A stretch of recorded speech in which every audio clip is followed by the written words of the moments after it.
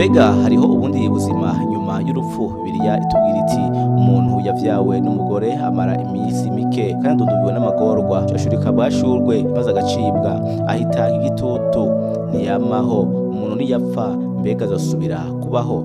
Yobu 14 ku murongo wa mbere kugeza ku murongo wa kabiri, hamwe na Yobu 14 ku murongo wa mbere kugeza ku murongo wa 14. Twese turamaze kwibaza ico kibazo nk'uko Yobu nawe yacibajije. None mu vy'ukuri ni igiki igikurikira gupfa kwacu? Mbega no kubaho kwacu guhagarara gusa? Mbega ubuzima bwoba ari inkurugi dusohokamwo tugasubira mu ivu kugira ngo dushikire bunahazwa? Mbega abantu baje mu kibanza kimwe canke tuzoja mu bibanza bitandukanye? Mbega mu vy'ukuri ijuru n'umuriro birabaho canke ni ivyumviro biba mu bwenge bwacu gusa? Jewe ni Desire Kwizera. Bibiliya itubwira gusa ko inyuma yo gupfa hariho ubundi buzima, ariko irongera koko hariho ubugingo budashira bw'ubwiza, ivyigisho ritigeze kubona, ivy'ugutwi kutigeze kumva, ibitigeze kwinjira mu mutima w'umuntu, vyose Imana yavyiteguriye abayikunda. Mu gice ca mbere Pawulo yandikiye Abikorinto 2 ku murongo w'9, Yesu Kristo ari we Mana yambaye umubiri, yaje mu isi kugira ngo iduhe iyo ngabire y'ubugingo budashira. Yamara yacumitiwe ivyacu bicumuro, yajanjaguriwe ivyacu bigabitanyo, igihano kituronkesha amahoro cabaye kuri we, kandi imishago yiwe niyo idukiza.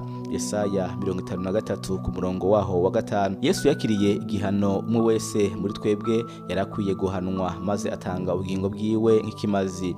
Nyuma y'imisi 3 yerekanye intsinzi yiwe ku rupfu mu kuzuka avuye mu mva, mu mpwemu no mubiri. Yagumye mu isi imisi 40, maze abonwa n'abantu ibihumbi imbere yuko asubira iwe mu ijuru. Mu Baroma 4 ku murongo wa 25 havuga hati, tangiwe ibicumuro vyacu akazurwa kugira ngo dutsindanishirizwe. Ukuzuka kwa Kristo kurafise ivyemezo bigushingira intahe neza. Nimwa Paulo yasavye abantu ko bobaza ivyabona vy'ukuzuka kugira ngo bamenye ukuri, kandi nta numwe yashoboye guhakana uko kuri. Ibuye ry'imfuruka rigumya ukwizera kwa Kristo no kuzuka kwa Kristo. Kubera Kristo yazutse mu bapfuye, turashobora kwizera ko natwe tuzozuka. Paulo yarahanuye bamwe mu bakristo ba kera batizera ivyo, ariko ko Kristo avugwa ko yazutse mu bapfuye, bamwe muri mwebwe bavuga bate ko yuko atawuzuka? Asangwa atawuzuka na Kristo ntarazuka. Mu gice ca mbere Pawulo yandikishije Abikorinto 15 ku murongo wa 12 kugeza ku murongo wa 13. Kristo yabaye uwa mbere muri benshi bazozuka. Urupfu rw'umubiri rwazanwe n'umuntu umwe ari we Adamu, uwo twese twakomotseko. Yamara bose bamaze kwinjira umuryango w'Imana kubwo kwizera Yesu Kristo bazohabwa ubugingo busha. Mu gice ca mbere c'Abikorinto 15 ku murongo wa 20 kugeza ku murongo wa 22. Uko Imana yazuye umubiri wa Kristo, niko n'imibiri yacu izozurwa Yesu niyagaruka. Mu gice ca mbere c'Abikorinto 6 ku murongo wa 14. Naho tuzozurwa si bose bazoja mu ijuru. Umuntu wese akwiye guhitamwo akiri muri buno buzima kugira ngo amenye ahazoja kumara ibihe bidashira. Bibiliya ivuga ko twese tubikiwe gupfa rimwe, maze inyuma yaho hakaza imanza. Abaheburayo 9 ku murongo wa 27.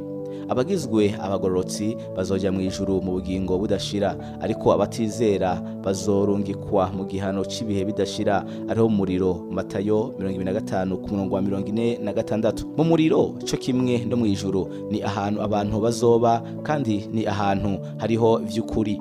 N'ahantu abanyavyaha bazobarizwa, bazoba mu burake bw'Imana bw'ibihe bidashira, bazoseserezwa mu mitima, mu bwenge no mu mibiri yabo, bazokorwa n'isoni, bagire ukwicuza n'agakengerwe. Umuriro udahera uvuga ko ari cyo kirekire cyane. Luka 8 ku murongo wa 31. Ivyeshe Yohana 9 ku murongo wa mbere. Uvugwa kandi nk'ikiyaga c'umuriro cakamwo amazuku, aho abakirimwo bazoseserezwa ku murango no mu ijoro imyaka yose udahera. Ivyeshe Yohana 20 ku murongo w'10. Aho muri Gehenomu hazobayo ukurira no kuryana insya z'amenyo. Ibyo bikerekana intuntu n'ishavu bitagira urugero. Matayo 13 ku murongo wa 42. Ni ahantu inyo zitigera zipfa cyangwa ngo umuriro uzime. Matayo 9 ku murongo wa 48. Imana nezezwa n'urupfu rw'abanyavyaha, ahubwo yifuza ko bahindukira bakareka inzira zabo mbi kugira ngo babeho. Ezekiyeli 33:11. Rero kandi Imana dufata ku gahato nitwahitamwo kuyiheba nta kundi yokora atari kuduha ibyo twihitiyemwo kubaho dutandukanye nayo. Ukubaho mu isi ni igipimo, ni umwiteguro w'ubuzima buri imbere. Kubizera ni ukubaho ibihe bidashira mu bwiza bw'Imana. Ni gute tugirwa abagororotsi kugira ngo dushobore kuronka ubwo bugingo budashira? Hari inzira imwe gusa, ni ukwizera umwami w'Imana Yesu Kristo.